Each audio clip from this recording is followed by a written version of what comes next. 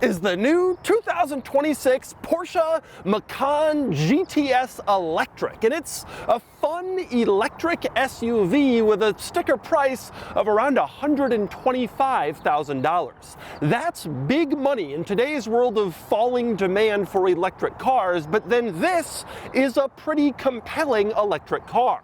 And today I'm going to review the new Macan GTS Electric and show you all of its quirks and features.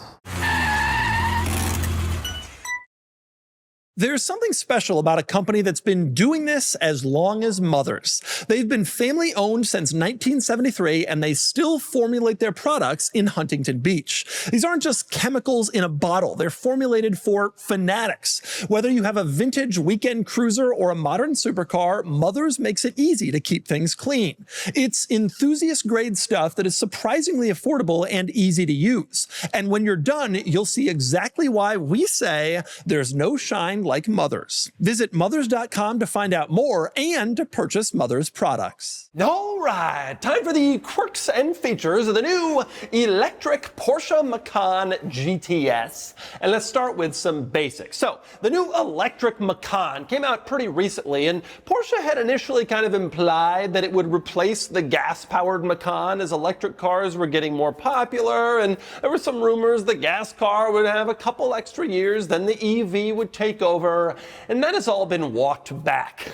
The electric Macan is now pretty clearly going to be sold alongside the gas Macan as an alternative, and now the lineup has grown. The electric Macan debuted with sort of some entry-level models and the high-performance turbo, and now there's this, the sporty Macan Electric GTS. So let's go through what that gets you. Like in other Porsche models, the turbo is faster, but the GTS is sort of enthusiasty-er. The turbo is sort of like fast luxury, and the GTS is sort of like fast, fun steering handling. And so, as a result, the turbo has more power, up to 630 horsepower in the Macan Electric Turbo, 0 to 60 in 3 seconds. This has up to 565 horsepower and 0 to 60 in 3.5 seconds. Still plenty fast, but a little off the turbo's pace. However, it does have some other cool stuff, and the most important upgrade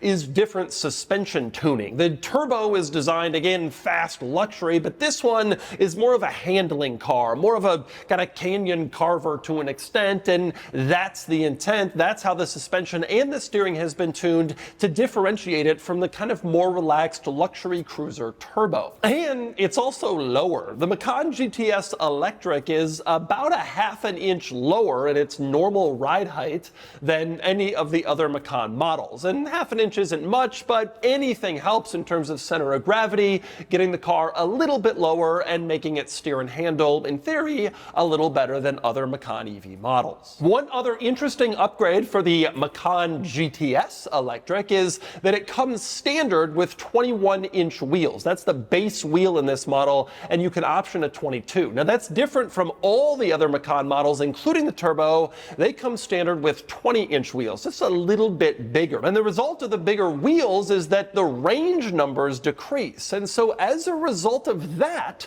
here's a very interesting quirk. The Macan GTS has this little fin down on the bottom on the rocker panels that other Macan EV models don't have, and that fin apparently helps channel the air in a certain way, improve aerodynamics, so that the range numbers don't diminish despite the larger wheels. Apparently it counteracts the effects of the bigger wheels just having this little fin in the rocker panel, so that fin is distinctive to the GTS. You see the fin, you know that's what you're looking at. And apparently it worked, because the range number for this car is roughly 290 miles on a full charge, which is identical to the Macan Electric Turbo, although it does lag a little bit behind the entry-level model, which gets up to 315 miles per charge, but that's the price of performance. And there are other upgrades as well. The front fascia is completely different in the Macan GTS compared to other Macan models. It's hard to spot that difference when it's not parked next to another Macan, but it does look more aggressive, wider, a little bit more performance-y and brawnier compared to other Macan EVs. And honestly, it's pretty distinctive on the road to tell it apart from sort of the more tame look on other models. The GTS also has black mirror caps, you can see here. Regardless of the color of Macan that you get, your mirror caps are black, and that's also true of various other accents on the outside of the car. It's all black. You don't have any like chrome, brightwork, aluminum trim. Everything is blacked out here because black is the universal color of performance. And around back, some other upgrades too. For one, this rear lip spoiler, which is distinctive to the GTS. Other models don't get it. It's another easy way to tell apart the GTS. And you also have a more aggressive rear diffuser. Again, the turbo is faster, but this one is sort of the sportier one, and so it gets these sort of sporty styling upgrades to go along with its sporty feel and acceleration. And of course, there are more interesting exterior quirks and features, starting in back with the rear light bar that goes across the entire rear end. This style light bar and this size sort of becoming distinctive to Porsche models. Even the sports cars have it too, and they've brought it to the SUVs like this. It gives it a modern look in back. Also in back is kind of a cool hidden trunk popper. You go up to the car, you don't see a trunk popper, and there's not one above the license plate. Instead, it's located right here in this little panel kind of near the backup camera. You wouldn't really know it's there, but there is a little hidden button there for you to walk up to the car, press the trunk popper, and of course the rear trunk opens right up. But that is not as exciting as the front trunk situation. To open up the front trunk, you just press a button on the key fob for the front trunk, and then it opens right up. It unlatches and completely opens up with the simple push of one button. That's a pretty big deal because a lot of other electric cars, you gotta pull a latch in the driver's footwell, or if they do have a button on the key fob, you still have to reach in and unlatch the front trunk like you're opening up an engine hood. This makes it a lot easier, and by just pressing a button and it pops right open, it actually adds some practicality because it makes you a lot more likely to use the front trunk since it's so easy to access. And when you're in the front trunk, you can see there's a decent amount of storage in here. It's not huge, but it does add some practicality. You have enough space for the charging cables, as you can see. There's also this rather odd Porsche branded plastic cargo divider. You can take it out or you can leave it in, and then your cargo is placed in two completely different spaces separated by a plastic Porsche fence. How weird.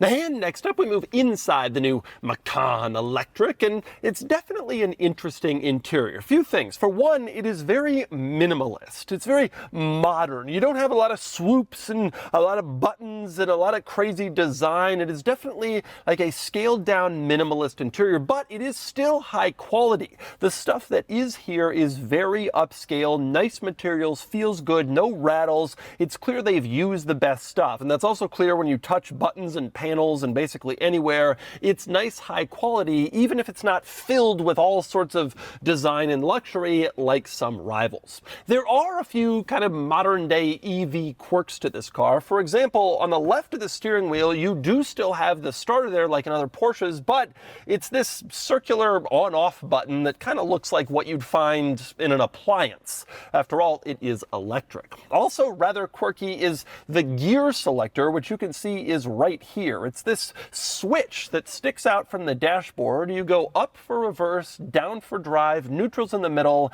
and park is a separate button on top. Now, this gear selector switch is actually used in a lot of modern Porsches, including Porsche's sports cars, but it's a little quirky and new agey, and being mounted on the dashboard is definitely a bit strange. In a Porsche, you'd expect the shifter to be in the middle. That's where it is in a sporty car. But by putting the shifter there, it allows Porsche to free up a lot of space in the center for other stuff. And so in the middle, you have cup holders, as you can see, along with a decent sized storage compartment below your climate controls, which is nice to have. And there's more storage, wireless charging above your climate controls, and then another storage compartment below the armrest in the center. It really adds a lot of practicality, not sticking yourself with a gear selector in this space and moving it up to the dashboard instead. Now, with that said, some of the modern some EV car quirks of the Macan Electric, there's also some very Porsche stuff in here, like the steering wheel, which definitely looks and feels very Porsche. You have an Alcantara rim, which is lovely. You have carbon fiber. It just looks very purposeful and very sports car. It feels nice. I like how it looks. And you have full stitching on the inside of the Alcantara, along with a GTS badge at the bottom, reminding you of this trim level. The seats are similar. These are not some plush leather comfortable seats. Instead, they are tight, grippy, kind of hard sports seats with this grippy center surface intended to keep you in place during hard cornering. You also have a GTS badge on the seat back below the headrest, which again emphasizes the performance model that you have selected. These things certainly very Porsche, as is, I would say, the overall design of this interior. Minimalist is definitely in right now in terms of luxury and luxury cars, but Porsche interiors have always been pretty straightforward, purposeful, nothing extraneous, just very functional, and this car certainly is that, and it keeps that tradition of Porsche interiors with the horizontal dashboard and kind of the very purposeful feel. And speaking of the purposeful Porsche-ness, I do like the drive mode button that sort of hangs off the center of the steering wheel. You can see, twist this dial and you can use it to select your different drive modes, and as you do that, the interior ambient lighting sort of flickers to confirm your selection, which is kind of a cool effect. And since we're talking about drive modes, I should probably explain the situation with the horsepower, because I mentioned earlier the turbo has up to 630 horsepower and this car has up to 565. Well, those numbers are when you're using launch control. That's the only way you can activate the full horsepower of the vehicle. When you are just driving around in normal settings, the power numbers are different. Specifically, the turbo has 575 horsepower and this car, the GTS, has 510. You don't get that full complement of power unless you're doing a full-on launch, and then it is all delivered to you. Kind of strange, and it makes it a little bit hard to actually explain the true horsepower figure of this car. But anyway, moving on to the rest of the quirks in here. Basically everything else about this interior is screens, so let's talk screens. You have the infotainment here in the center, not particularly large. A lot of automakers have gone for that giant tablet in the middle like Tesla. Porsche has not. Instead, you have a fairly small horizontal screen, but despite its size, very intuitive, easy to figure out. Obviously, some of the buttons and the controls are a little smaller than other rivals because of the smaller size of the screen, but it all works reasonably well, easy to figure out, easy to use, and a pretty simple, high-quality infotainment setup. Now, in this infotainment screen, you can see you go into car settings and you can adjust the electric sound, and there are three choices: off, sport, or sport plus. Apparently, the GTS has a newly calibrated electric sound that matches its kind of sporty profile compared to other Macan electric models, and if you select Sport Plus, you can hear that electric sound as you're driving around, sort of piped in through the speakers and making you feel like you're in a performance car instead of some silent EV. Now, beyond the center screen, which is totally fine, pretty good, I am especially obsessed with the gauge cluster screen, which is fantastic. For one thing, it looks cool. It's this sort of curved screen piece, very nice looking, but it's also just so incredibly configurable, which I absolutely love. You can adjust what the display on the left is showing from various different options. You can adjust what the display on the right is showing from various different options, and you can adjust the center display and even have a large map display there, along with other stuff in the other sides. This is how all gauge cluster screens should be in terms of configurability. I don't get why other automakers don't do it, but it's here, and it's very easy to configure. With a simple button and dial on the steering wheel, you don't even have to go into complicated menus to change the look of the screen. You can do it in literally the push of a button on the wheel, which I absolutely love. Now, I have to say, I'm not quite as sold on the Sport Chrono display, which is this watch clock face mounted on the dashboard. This is a bit of an anachronism, something older Porsche models have had for a while, the Sport Chrono feature. It's a lap timer,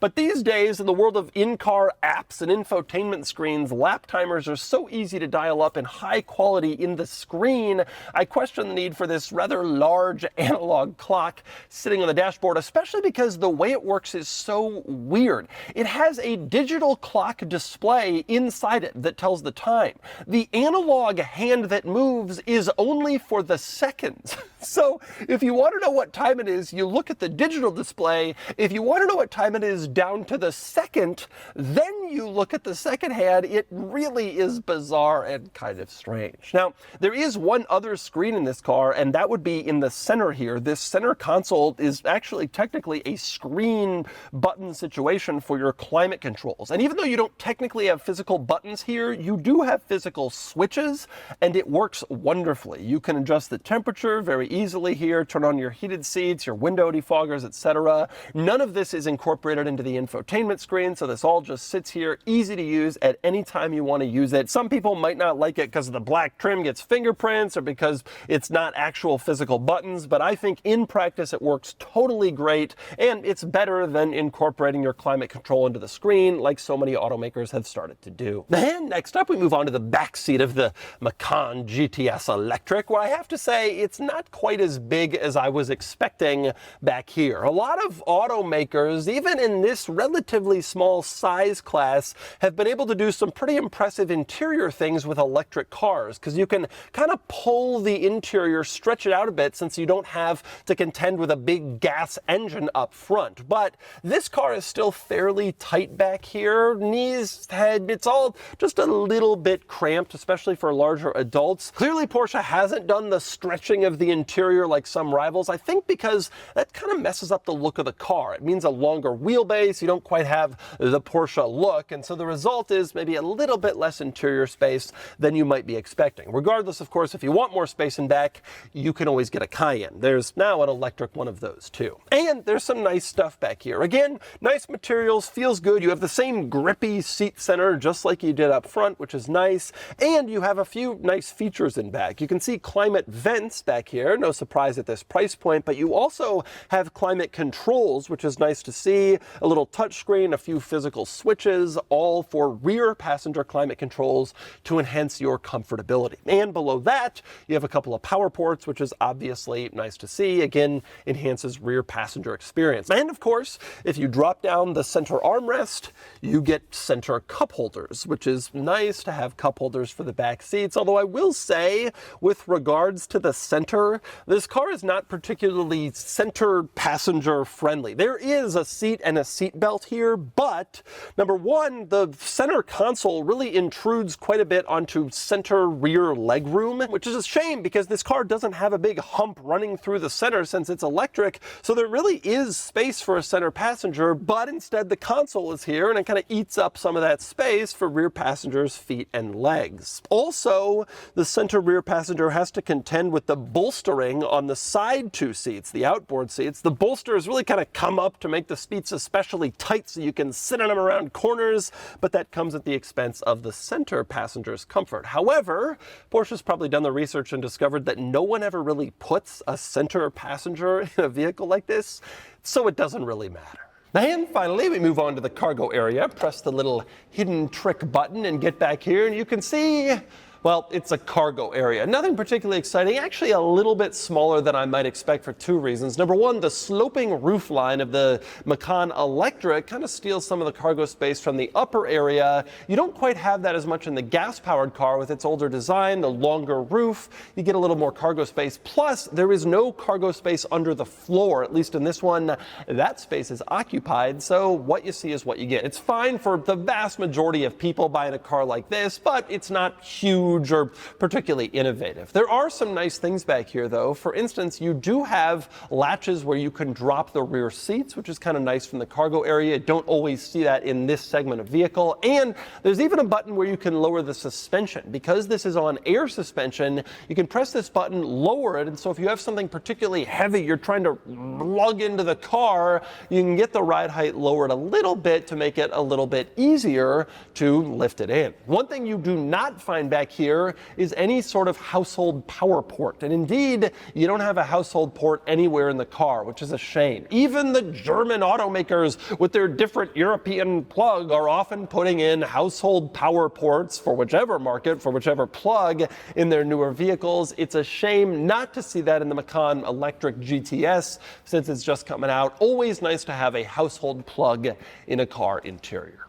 Anyway, last couple things to discuss. Number one, the styling in general. I think this car looks nice. You know, it's interesting, the gas Macan came out for the 2015 model year, more than a decade ago, and it has never been fully redesigned. It's just been sort of updated and facelifted. And I really think Porsche was expecting this would take over the reins for the Macan from that model, and now it doesn't look like it's going to happen. This has a more advanced, more modern design, and it would have looked really nice as the new Macan, both gas and electric. We'll see if the gas version eventually switches to this shape at some point in the future. I also want to talk pricing. The GTS starts around $107,000. Big money for any SUV, especially an electric one.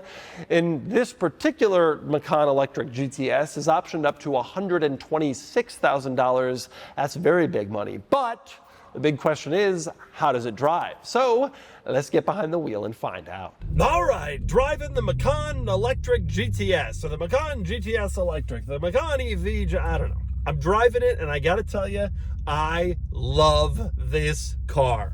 It's big money, and it's an electric SUV, and nobody wants an electric SUV anymore. We all know that. That's a simple truth, a fact.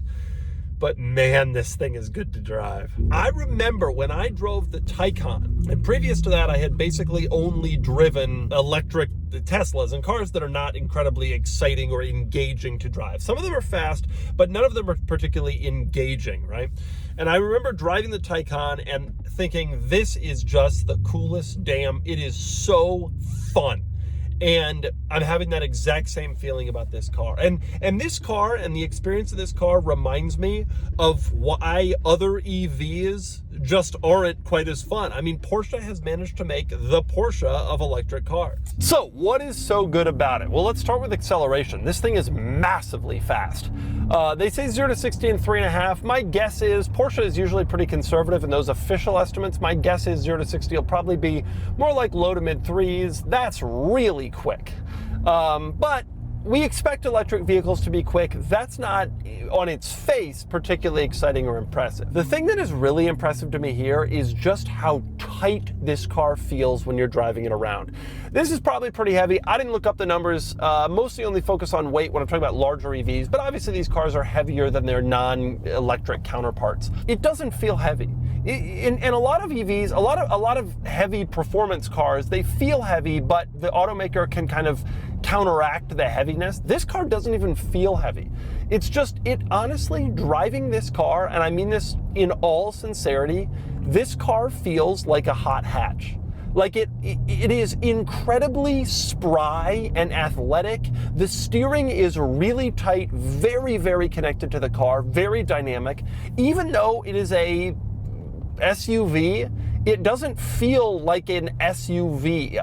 Obviously it's a crossover, it's a lower SUV, but it doesn't even give that feel. It feels like a sporty, tossable, throw it around hot hatchback. That is what driving this car feels like. And I truly am astonished at just how athletic it is when you're throwing it around corners. I've had this car now for a couple of days, and I really have gotten the chance to actually drive it and take it on some good roads, and it is really an impressive car on good roads. I am surprised at how much confidence it inspires. I am surprised at how planted and solid it feels, even though it's just a Macan and not like a $200,000 Cayenne Turbo or even a Turbo GT. Like this car really, really feels athletic and sporty and spry and fun. And it's interesting because a lot of people want to reject EVs, me partially included. I don't own one. I think there's a lot of great stuff about gas-powered cars still, but man, it's a shame when you drive this. You feel like it's a shame market sentiment has gone away from EVs, because this is such a brilliantly executed, competently engineered, well-done EV. Porsche clearly put their resources into making these cars not just like sort of, oh, we need to do an EV, so we have to, we're going to do it okay, almost like Mercedes-Benz did with some of theirs, but like we are going to make a really high-quality, excellent car, and that is what this car feels like. It drives like a Porsche, it steers, handles like a Porsche. It drives better than the gas Macan, unquestionably. It definitely feels tighter, faster, more solid, more glued to the road, more predictable. The steering is just so quick and so precise, almost sports car-like. This is, in my opinion, one of the spryest SUVs that I've ever driven. Now, I will say, because it's electric, you don't have the feel of a gas powertrain, of course, and some people won't like that, but it's a Macan. This isn't like you're losing the flat six of a 911 and the feeling of the peaky revving and the torque and all that. This isn't like that. This car is a Macan, and I think it's just a good, you know, the regular Macan, the gas one, is a good crossover. This is like that. It happens to have electric power. Personally, I don't think that really changes much. I think it still is a fun car to drive, just like I think that the regular one is a fun car to drive. And I'm impressed by exactly how much I like this car. I really do think it is a very well executed vehicle. I know people aren't going to buy it. I know people don't want EVs, or so they say. I know they don't want to spend the money. I know it's not going to be popular. It's a shame because it is so damn good, and that's how I feel about Taycan. Definitely going to look forward to these being used cars in a few years, but even regardless of that, as a lease deal, like, get your hands on one of these. If you have any interest in an EV and you want like a very high quality driver EV, this is that. This thing is a very impressive car to drive. Wonderful. Really, truly wonderful. Great to use, great to experience, great to look at, like a lot of good stuff. It's just a shame that Porsche spent all this time and effort developing this car when the market just seems to not be all that interested in cars like this. As good as it is, I think it's not going to succeed, but not because of it, because of sort of where the market is. I think this car, more than almost any other EV I've ever been in, really deserves to succeed and to do well. It is just a really well-engineered car. And so that's the new 2026 Porsche Macan GTS Electric. This is an awesome vehicle. It drives like a Porsche. It's fast, it looks good, the tech is great. If market sentiment wasn't turning away from EVs, I would say that this would be a hit, but it is. The EV demand is falling, at least here in North America, and so instead of a big success, I actually think this will be a pretty rare car, but a great one, and probably an exceptionally good deal on the used market in a few years. Anyway, now it's time to give the Macan GTS Electric a DougScore. And the DougScore is here, 65 out of 100, which puts the Macan GTS Electric here against rivals on the high side of this pack, but a bit behind some close rivals. And actually, the leader here is the Macan EV Turbo, which I think offers basically all the benefits of the GTS with even sharper acceleration. And I don't think the GTS is discounted quite enough versus the Turbo to earn a higher value score. Overall, the Macan Electric is quite clearly the best SUV in this class. The tech is great, the styling is nice, the performance is truly world class, and not just acceleration like most EVs, but steering and handling too. Still, the market isn't into EVs right now, which is a shame because this is an excellent one.